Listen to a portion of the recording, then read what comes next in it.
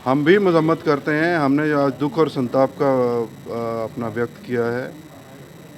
कोई खुशी का मुकाम नहीं है ये हमारे लिए भी, लेकिन आफ्टर सेइंग ऑल दैट हम ये चाहते हैं और दिली तौर पर ये चाहते हैं कि ये सरकार सब दलों की, सब पार्टियों का विचारधारा सुने, सबके साथ मिलजुल कर विचार करे, सबको मौका दे अपने विचार प्रकट करने का और एक रास्ता बाहर निकालने के लिए सब पार्टीज़ का सलूशन लेके, सबके साथ बातचीत करके, सबके ओपिनियन लेके उनके उनके क्योंकि अब यही बात तो साबित हो चुकी कि इस सरकार के पास इस मसले का शायद हल नहीं है या कहीं और देर हो सकती है या सिचुएशन भगवान ना करे दोबारा 89-90 की तरफ जाती दिख रही है।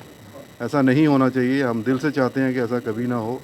हम अपनी तरफ से आतुर हैं, हम अपनी तरफ से अपनी सर्विसेज रेंडर करने को तैयार हैं। गवर्नमेंट को चाहिए कि सब स्टेक होल्डर्स को साथ में लेके चले। स्टेक होल्डर से मेरी मुराद कतई ये नहीं है कि पाकिस्तान या कोई फॉरेन कंट्री, लेकिन जो with in J&K state relevant लोग हैं, जिन्होंने यहाँ पे लोगों को रिप्रेजेंट किया है, जो MLA हैं, जो MP हैं और जिन्होंने यहाँ पे शासन किया है 2089 से बाद या 89 से पहले, उन सबको साथ लेके चलिए। ये कौन सा तरीका है राज करने का कि हम किसी की नहीं सुनेंगे, हमें कुछ पता नहीं, हम किसी की नहीं सुनेंगे, हम किसी की नहीं मानेंगे, हमें कोई जानता, हम किसी को नहीं जानते, हम किसी को नहीं मानते।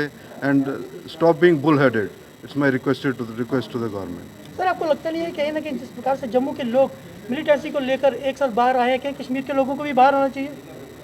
बाहर होना चाहिए, मतलब जिस तरह उनके साथ देना चाहिए लोगों को। पार्टी को कल हम यहाँ इसीलिए खड़े हैं सारे, हम यहाँ कंडेम करने के लिए खड़े हैं और हम उन सभी शोकग्रस्त फैमिलियों के साथ अपना संताप व्यक्त करते हैं, उनके साथ खड़े हैं। हमसे जो बन पड़ेगा हम उनके लिए करेंगे, माली तौर पर, दूसरे तरीके से गवर्नमेंट की हेल्प, गवर्नमेंट को अगर कहना पड़ेगा कि इनकी सुरक्षा मुहैया कराई जाए या इनका ध्यान रखा जाए। अब ये तो हो नहीं सकता कि गवर्नमेंट जो जिनके पास सारी एजेंसीज मौजूद हैं उनको ये नहीं पता कि कश्मीर में नॉन मुस्लिम कितने लोग काम कर रहे हैं, कहाँ काम कर रहे हैं, किन परिस्थितियों में काम कर रहे हैं, उनके घर कहाँ हैं, उनके स्कूल कहाँ हैं, उनके ऑफिस कहाँ हैं।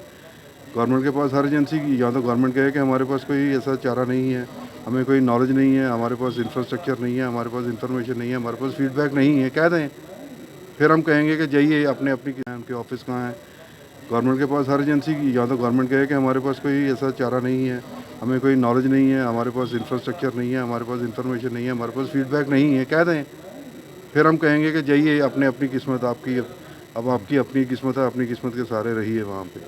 जब गवर्नमेंट को पता था कि ये लोग इसी स्कूल में काम करते हैं, ये लोग इस दफ्तर में काम करते हैं, ये लोग माइनॉरिटी कम्युनिटी के लोग हैं और हालात इनके कंट्रोल में नहीं है, तो क्या ये गवर्नमेंट का फ़र्ज़ नहीं बनता था कि उस स्कूल पे सिक्योरिटी रखी जाती, उस दवाइयों की दुकान पे सिक्योरिटी रखी जाती, या यहाँ चप्पे चप्पे पे पुलिस का पहरा है वादी में।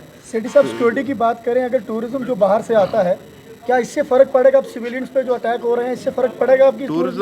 टूरिज़्म आया था किसी दौर में, आज की डेट में जाइए कश्मीर में, दिखाइए एक भी टूरिस्ट है वहाँ पे। ये पुरानी वीडियो चला के टूरिज़्म ने रिवाइव नहीं होगा।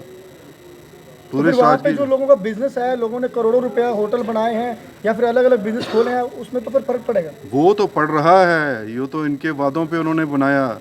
जब इन्होंने कहा कि 370 तोड़ेंगे, 35 तोड़ेंगे तो सब बहाल हो जाएगा, अमन शांति बहाल हो जाएगी, टूरिस्ट आ जाएंगे, स्टेट फ्लरिश करेगी, लोगों ने पैसे लगाए।